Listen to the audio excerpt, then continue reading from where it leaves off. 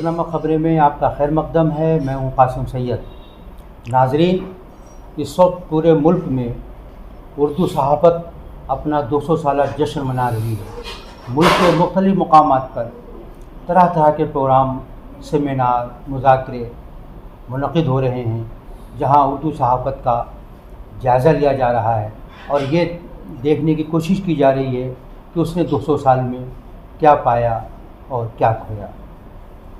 ظاہر ہے کہ یہ ایک طویل سفر ہے، لیکن یہ جاننے کی بھی ضرورت ہے کہ اردو صحافت نے آزادی کے بعد ملک کی تعمیر و ترقی میں کیا رول ادا کیا ہے، اور کیا اس نے کوئی رول ادا بھی کیا ہے، اور کیا اس کو نظر انداز کیا جا سکتا ہے.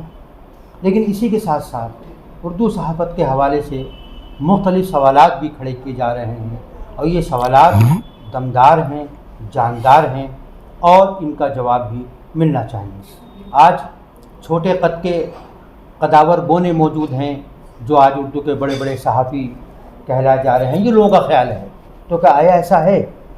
ہمیں لگتا ہے کہ اس سلسلے میں عالمی اردو ٹرسٹ کے چیئرمین اے رحمان ایڈوکیٹ اچھی طرح سے روشنی ڈال سکتے ہیں. اے رحمان صاحب، روزنامہ خبریں میں آپ کا خیر مقدم ہے. شکریہ. آپ سے یہ جاننے کی کوشش کر رہے ہیں کہ یہ بتائیں کہ اردو صحافت کا جو موجودہ وقت ہے، کیونکہ ہم پیچھے ماضی پہ جائیں اس پہ ڈسکشن کریں اس سے کچھ حاصل نہیں ہے. موجودہ وقت اردو صحافت کہاں کھڑی ہے اور جن کندھوں پر ہے وہ کیا وہ کندھے مضبوط ہیں؟ دیکھیے، ایک دلچسپ تصحیح کروں میں آپ کی پہلے کہ یہ 200 سالہ جشن جو منایا جا رہا ہے تو اس کی تاریخ کے لیتے ہیں جامع جہانما کی اشاعت سے 200 سال قبل، جو کلکتے سے ہری ہر دت نے شروع کیا تھا. لیکن محض دلچسپی کے لیے میں بتا رہا ہوں کہ 1794 میں ٹیپو سلطان نے ایک حکم صادر کیا کہ شاہی خاندان اور شاہی افواج کے لیے ایک اخبار نکالا جائے. اچھا، اس وقت اردو فارسی کی جگہ لے چکی تھی پہلے ہی، تو اس کے اس حکم پر عمل درآمد ہوا اور 1794 میں ہی فوجی اخبار کے نام سے ایک اخبار میسور میں نکلا ٹیپو سلطان کے حکم پر، اور وہ 5 سال تک نکلتا رہا. تو اب اگر آپ تاریخی تواتر کا پہلو اختیار کریں تو پہلا اردو اخبار تو فوجی اخبار ہوا. بہرحال، اب آپ نے جو سوال کیا ہے وہ بڑی تکلیف دہ کچھ نکات اٹھاتا ہے. وہ یہ کہ یہ جو جشن منایا جا رہا ہے 200 سالہ اردو صحافت کا، میں اس کو جشن زوال کہہ رہا ہوں، کئی روز سے لکھ بھی رہا ہوں. جشن زوال وہ یوں ہے کہ جیسا کہ آپ نے کہا، بھئی چلیے اگر ہم یہ مان بھی لیں کہ صحافت کا گلاس آدھا بھرا ہوا ہے، تو یہ دیکھیے آپ جو لوگ آپ خود صحافی ہیں، صحافت میں رہے ہیں اتنے عرصے سے، آپ جانتے ہی ہیں کہ پچھلے تقریباً 40 سال سے صحافت نے جو رویہ اختیار کیا اردو صحافت نے، وہ نہایت تکلیف دہ رویہ تھا. اور کچھ عرصے بعد یعنی پچھلے تقریباً 30 سال سے تو صحافت کا معیار مستقل گر رہا ہے. اور آپ جن کندھوں کی بات کر رہے ہیں کہ جن پر صحافت اس وقت استادہ ہے یا جن کے سہارے کھڑی ہے، ان میں زیادہ تر وہ لوگ ہیں جو نہایت ابن الوقت قسم کے، اور جنہوں نے صحافت کو یا اخبار کی اشاعت کو کہہ لیجئے ایک بہت نہایت منفعت بخش پیشہ سمجھ کر اپنایا. دیکھیے، صحافت تو بڑا معزز اور بڑا اہم پیشہ ہے، اور لفظ صحافت ہی صحیفے سے مشتق ہے. آپ سوچ لیجئے کہ آسمانی کتاب. تو لیکن ہوا یہ کہ اخبار نکالنا، اور یوں تو خیر اکبر الہ آبادی کہہ گئے کہ جب توپ مقابل ہو تو اخبار نکالو، تو وہ اس لیے کہا تھا کہ رائے عامہ کو تشکیل دینا یا تبدیل کرنا یا اس پر اثر انداز ہونے کا سب سے مؤثر ذریعہ جو ہے وہ اخبار ہے. اس لیے انہوں نے یہ بات کہی تھی. تو صحافی کا جو بنیادی فرض ہے وہ رائے عامہ کو ہموار کرنا، یعنی اس کو تعلیم دینا، ایجوکیٹ کرنا پبلک اوپینین کو، اور اس کو باخبر رکھنا، جو سب سے بڑا فرض ہے صحافی کا، کہ وہ عوام کو ہر چیز سے، خصوصاً سیاسی معاملات سے اور سیاست میں ہونے والی تبدیلیوں سے اور پیش رفت سے، ہر چیز سے باخبر رکھے سچائی کے ساتھ. یہ اس کا بنیادی فرض ہے. اس کے بعد دوسرے معاملات آتے ہیں معیشت کے, معاشرت کے اور معاشرتی تبدیلیوں کے اور اخلاقیات کے. ان تمام چیزوں, ان تمام موضوعات پر صحافت جو ہے اثر انداز ہوتی ہے عوام کے ذہن پر. لیکن ہوا یہ کہ صحافت ایک پیشہ بن گئی, ایک ایسا پیشہ جس سے زیادہ سیاسی مفاد بھی حاصل کیا جا سکتا ہے, سیاسی قوت بھی اور پیسہ بھی. اب مثال کے طور پر اخبار کو لیجئے, ہونے یہ لگا کہ صاحب آپ نے ایک ٹائٹل لیا, اس کو رجسٹر کرا لیا, اور کچھ لوگوں نے تو کئی ٹائٹل رجسٹر کرا لیے, اور جو مطلوبہ تعداد میں چھاپنا ضروری ہوتا ہے اتنی کاپیاں چھاپ کر, اور ان کے اخبارات کبھی بازار میں نہیں آئے, اور کئی ٹائٹل رجسٹر ہونے کے, اور پھر انہوں نے اپنے سیاسی تعلقات بنانے شروع کیے اسی صحافت کے پلیٹ فارم سے, اسی صحافت کے برتے پر کہ ہم صحافی ہیں. اور ایسے بہت سے لوگوں کو میں جانتا ہوں جو یہی سب کچھ کر کے آج جید صحافی کہلاتے ہیں.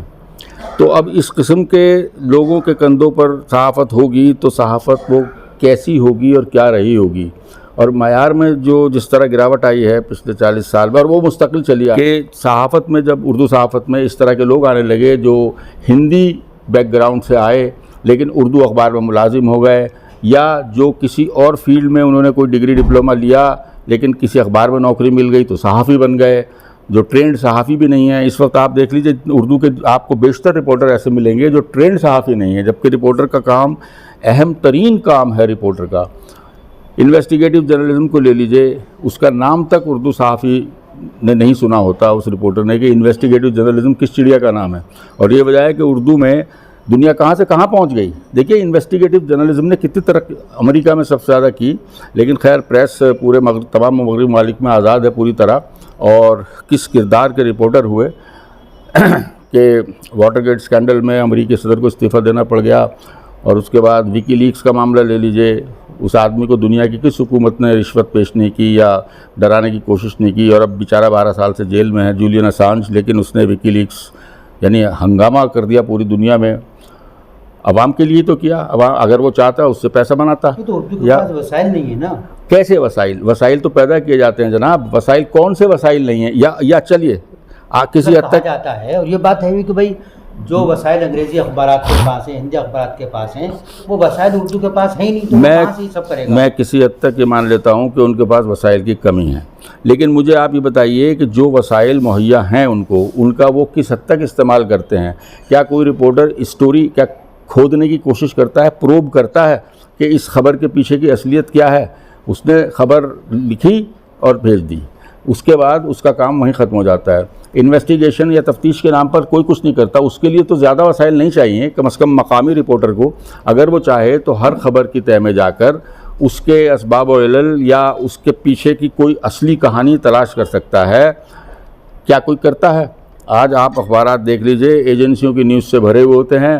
رپورٹر لاتا ہے کون سی خبر کہ فلاں جگہ فلاں کتاب کا اجرا ہوا فلاں صاحب کی, فلاں جگہ فلاں صاحب کی صاحبزادی کی شادی ہوئی اگر کوئی اہم آدمی ہے تو, اور فلاں جگہ فلاں صاحب نے ایک دعوت کی یا مشاعرہ ہوا, یا اس طرح کی وہ رپورٹر بندہ باقی ساری ایجنسی کی خبریں ہوتی ہیں, اور وہ ترجمہ کر کے اور وہ اخبارات میں چھپتی رہتی ہیں. آپ کون سے وسائل کی بات کر رہے ہیں؟ میں اس حد تک بات نہیں کر رہا کہ صاحب جولین اسانج کی سطح پہ جائیں یا پیگسس جیسی سٹوری بریک کریں آپ اس کے لیے, لیکن ایسی کوئی بھی سٹوری بریک کرنے کے لیے وسائل سے زیادہ ایک کردار کی ضرورت ہے. آپ کو کس صحافی میں اتنا بڑا کردار نظر آتا ہے؟ وہ آدمی جو آج مودی کے خلاف کالم لکھ رہا ہو, اگر کل مودی اس کو بلا لے تو وہ 36 تو سجدے کرے گا اس کے سامنے جا کر, اور اس کے بعد کہے گا کہ حضور مائی باپ مجھے بہت بڑا اعزاز بخشا آپ نے کہ مجھے بلایا اور حکم دیجئے کہ میں کیا کروں. اس کا کردار وہیں ختم ہو گیا سارا. تو یہ بنیادی بات اس کردار کی ہے, اس حقیقت پسندی کی ہے, اس سچائی کی ہے جو سب سے بڑا ترکیبی عنصر ہے ایماندارانہ صحافت میں. اور یہ وسائل دیکھیے, یاد رکھیے, وسائل کا رونا ہمیشہ ناکام لوگ روتے ہیں, یا وہ لوگ روتے ہیں کہ جو بذات خود اہل نہیں ہوتے کام کرنے کے, اور ناچ نہ جانے آنگن ٹیڑھا والی بات ہے. تو کارپوریٹ جرنلزم کی انٹری سے اردو کو کوئی فائدہ ہوا ہے, اردو میڈیا کو؟ میں سمجھتا ہوں جو آپ اسٹوری کی بات کر رہے ہیں ان کے پاس تو وسائل نے, چلیے مان لیا, تو کیا ان کے اسٹوریاں ہو رہی ہیں انویسٹیگیٹو؟ ہاں تو کیوں نہیں ہو رہی بتائیے آپ. میں پوچھ رہا ہوں ہو رہی ہیں کیا؟ نہیں بالکل بھی نہیں ہو رہی. کیوں نہیں ہو رہی؟ اس لیے وہاں تو وسائل ہیں. میں وہی تو میری بات سچی ثابت ہو رہی ہے. میں وہی تو کہہ رہا ہوں. وہ بھی کہیں دبے ہوئے ہیں کیا کہ سوال نہیں دیکھیے کرنا نہیں چاہتے؟ وہ کرنا نہیں چاہتے. تناسانی ہے اس میں. سب لوگوں نے اپنے اپنے کمفرٹ زون بنا رکھے ہیں کہ اب تو آرام سے گزرتی ہے تو بس وہ آرام سے گزارنا چاہتے ہیں. کون آدمی آپ کو کون صحافی محنت کرتا نظر آتا ہے یا کون صحافی خون جگر سے اسٹوری لکھ رہا ہے آج کل؟ وسائل ہونے کے باوجود اگر نہیں کر رہے تو یہ بات تو پھر انہی کے کردار پر آ جاتی ہے نا. اچھا اردو اور بغیر وسائل کے لوگ کرتے ہیں جو کرنے والے بغیر وسائل کے بھی کرتے ہیں. ایک شکایت اور اردو اخباروں سے کہ اردو اخباروں میں پریس ریلیزیں بھری ہوتی ہیں اور ان پریس ریلیزوں پر بھی جو ہے کچھ لوگ اپنا نام لکھ کے وہ اسٹوری شائع کرتے ہیں. بالکل. تو یہ تناسانی ہے یا ان کی ضرورت ہے یا ان کی مجبوری ہے؟ نہیں، نہ تناسانی ہے نہ مجبوری ہے. اس سے بھی زیادہ بدعنوانی ہے کیونکہ میں اچھی طرح جانتا ہوں کہ پیڈ نیوز ہے اردو میں بہت عام طور پر رائج ہے. کسی بھی رپورٹر کو آپ تھوڑا سا کوئی لالچ دیجئے، کہیں لنچ کرا دیجئے، ڈنر کرا دیجئے، کوئی تحفہ دے دیجئے. میں الزام لگا رہا ہوں، میں ثابت بھی کر سکتا ہوں اس بات کو. سب ایسے نہیں ہیں لیکن عام طور پر دیکھیے پیڈ نیوز کی شکایت تو ہر جگہ ہے. ہر کارپوریٹ ہاؤس میں، ہر اخبار میں ہے پیڈ نیوز کی شکایت. پیڈ نیوز کی شکایت پر تو لوگ ڈسمس ہوئے ہیں، نوکریوں سے نکالے گئے ہیں. تو جب ہوتا ہے تبھی تو یہ بات ہو رہی ہے. اگر ٹی وی چینل پہ بھی ہوتی ہے، سب جگہ ہے، ہر جگہ ہے وہ تو. اب یہ دیکھیے ہم گودی میڈیا کو گالیاں دیتے ہیں، گودی میڈیا کا ذکر کرتے ہیں. وہ تو خیر اس موجودہ حکومت کے اقتدار میں آنے پر زیادہ بدعنوانیاں بڑھ گئیں اور اب لوگ خوف میں بھی رہتے ہیں. یہ بات بھی اپنی جگہ درست ہے. لیکن اردو میں یہ بدعنوانیاں بہت پہلے سے درائیں تھیں اردو صحافت میں. اور سجا ریزی کی زیادہ جی ہاں تو پھر وہ تو نہیں پوچھ رہا ہوں میں بالکل ہے، بہت حد تک ہے. کہ ان کی ریڑھ میں پانی نہیں ہے کیا؟ بھائی بات دراصل یہ ہے کہ لالچ جو ہے وہ بہت بری بلا ہے. اب آج آپ بھی کہہ رہے ہیں اردو صحافی لالچی ہوتے ہیں، صرف اردو والے ہی ہوتے ہیں لالچی؟ نہیں، ایسا نہیں ہے کہ صرف اردو والے ہی ہوتے لالچی. اس وقت جو سسٹم چل رہا ہے اس میں تو یہ بڑے بڑے جو کروڑوں اربوں روپے کے جو چینل ہیں یہ سب بکے ہوئے ہیں، تبھی تو ہم اس کو گودی میڈیا کہتے ہیں. لیکن یہ کہ اردو والوں میں جو اردو صحافت میں زوال جب سے میں کہہ رہا ہوں کہ شروع ہوا تو اس وقت سے اگر آپ نظر ڈالیں تو آپ کو بیشتر ایسے لوگ نظر آئیں گے جنہوں نے اپنے ذاتی مفاد پر قربان کر دیے اپنے اصول. بس سیدھی سی بات یہ ہے. اور بہت سے ایسے صحافی ہیں جو اچھا کام کر سکتے تھے لیکن ان کی ترجیحات مختلف تھیں اور انہوں نے وہ اچھا کام نہیں کیا. اور اب جب کہ کارپوریٹ ہاؤسز کے ہاتھ میں چلی گئی ہے ساری کی ساری صحافت، ہندی ہو یا اردو ہو، تو اب وہ ایک بہانہ بھی ہے کہ صاحب ہم تو مجبور ہیں جو کچھ بھی ہیں ہو رہا ہے وہ کرنے کے لیے. تو رحمان صاحب ایک بات اور، جی یہ کہا جاتا ہے کہ اردو میڈیا کا مسئلہ سب سے بڑا مسئلہ سرکاری اشتہار ہے. سرکاری اشتہار ہمیں نہیں ملتے. جی ہر پلیٹ فارم پر اسی بات کا رونا رویا جاتا ہے. یو پی اے سرکار میں جب منموہن سنگھ سے ملنے کا موقع ملا اردو کے جرنلسٹوں کو، ایڈیٹروں کو، تو ان کی جو پہلی ڈیمانڈ تھی یا پہلا جو شکوہ تھا وہ یہ تھا کہ ہمیں سرکاری اشتہار نہیں ملتے. تو کیا اردو کا مسئلہ صرف سرکاری اشتہار ہی ہے یا وہ مل جائیں گے تو کیا سارے مسئلے حل ہو جائیں گے؟ دیکھیے ایمانداری کی بات تو یہ ہے کہ ریونیو سب سے بڑا مسئلہ ہے کسی بھی اخبار کے لیے. بھائی پیسہ نہیں ہوگا تو اخبار کہاں سے چلے گا؟ اور اس کی سورس اخباروں کے پاس اشتہار ہی ہوتی ہے. لیکن ذرا اگر آپ نظر ڈالیں ان اخبارات پر جن کو اشتہارات بھی ملتے رہے، ان اردو اخبارات پر اشتہارات بھی ملتے رہے، ان اخبارات نے کون سا کارنامہ انجام دیا جب وہ چل رہے تھے، اچھے طرح سے چل رہے تھے؟ انہوں نے کون سا کارنامہ انجام دیا؟ صحافت کی کون سی خدمت انہوں نے انجام دی؟ کون سا انقلاب وہ لے آئے؟ وہ اس میں خوش تھے اور بھئی بڑی آسانی سے زندگی گزر رہی ہے، مزہ آ رہا ہے، عیش ہو رہا ہے. اب ذرا یعنی تکلیف ہے اس لیے کہ اردو اخبارات کو سرکاری اشتہارات ملنے واقعی بند ہو گئے ہیں. تو اس جشن 100 سالہ کے سلسلے میں جو سب سے بڑا سوال میں اٹھا رہا ہوں کئی دن سے وہ یہ ہے کہ بھئی آپ 200 سال کا راگ لاپ رہے ہیں اتنے دن سے. کوئی بھی چیز جو 200 سال پہلے پیدا ہوئی تھی آج کی تاریخ میں، وہ آج کی تاریخ میں 200 سال پرانی ہو ہی گئی ہے. جشن آپ کس چیز کا منا رہے ہیں؟ آپ کو سوچنا چاہیے اگلے 2 سالوں کے لیے کہ اگلے 2 سال اردو صحافت پر کس طرح گزرنے والے ہیں. اب جب کہ ایجنڈا نہیں ہے، اس کا کسی کا کوئی کہ ہم آگے کیسے قطعی نہیں، مسائل کا یا چیلنجوں کا کیسے، بالکل وہی بات میں کہہ رہا ہوں. اور فکر نہیں ہو رہا، کچھ نہیں ہو رہا. میں وہی کہہ رہا ہوں کہ فکر ہونی چاہیے آنے والے 2 سالوں کی. صرف آپ جشن منا رہے ہیں گزشتہ 200 سال کا. لیکن دیکھیے پرنٹ جرنلزم جو ہے، جو طباعتی صحافت ہے، اس کی زندگی رہی کتنی گئی ہے؟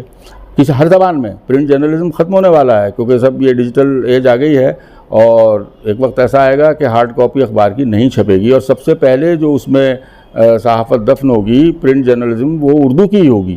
لیکن کسی کو نہ تو اس بات کی فکر ہے، نہ اس وقت جو اخبارات موجود ہیں اور جو کارپوریٹ ہاؤسز، 2-3 اخبارات ہیں بڑے جو کارپوریٹ ہاؤسز کے ہاتھ میں ہیں، لیکن جو نہیں ہیں انہوں نے اپنے مستقبل کے لیے کیا سوچا، کوئی لائحہ عمل بنایا؟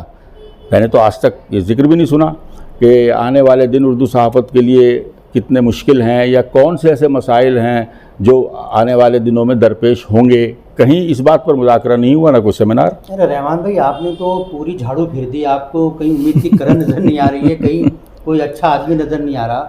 کیا اس مطلب کوٹری میں کاجل ہی کاجل ہے؟ نہیں، اچھے لوگ ہیں بھائی، میں نے یہ نہیں کہا کہ سارے ایسے ہیں، اچھے لوگ بہرحال ہیں، لیکن یہ کہ اگر بیشتر لوگ گھر بیٹھے ہوئے ہیں اچھے لوگ، بیشتر لوگ خراب ہو جائیں تو پورا نظام جو ہے وہ خراب ہو جاتا ہے، اور اکیلا چنا بھاڑ نہیں پھوڑ پاتا۔ وہ جو 2-4 اچھے لوگ بچے ہیں یا باکردار صحافی ہیں بھی، تو انہیں کچھ کرنے کا یا کر دکھانے کا موقع نہیں مل رہا، لہٰذا وہ یا تو بہاؤ میں بہہ رہے ہیں یا اپنی محرومی کا رونا رو رہے ہیں۔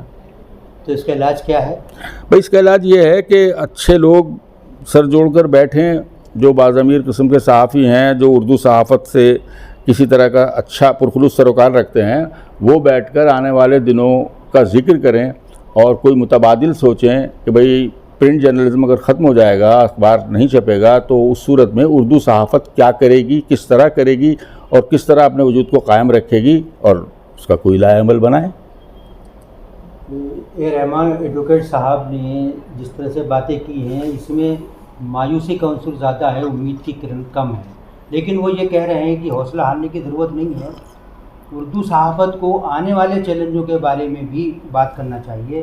اگر یہ جشن منایا جا رہا ہے 200 سال کا، تو آنے والے 2 سال کا ہی کم سے کم کوئی لائحہ عمل تیار کریں کہ جو چیلنج آنے والے ہیں ان کا مقابلہ کیسے کیا جائے گا۔ ضروری نہیں ہے کہ رحمان ایڈوکیٹ صاحب کی ہر بات سے اتفاق کیا جائے اور ہر بات سے اختلاف کیا جائے، یہ بھی ضروری نہیں ہے۔ بہرحال ان کی رائے ہے، اور یقیناً ان کا دل اس بات کے لیے دردمند ہے کہ موجودہ صورتحال کو مزید بہتر ہونا چاہیے۔ تو اردو کے 200 سالہ جشن کے حوالے سے رحمان ایڈوکیٹ سے یہ گفتگو آپ کو کیسے لگی؟ اپنی رائے سے ضرور آگاہ کیجیے گا۔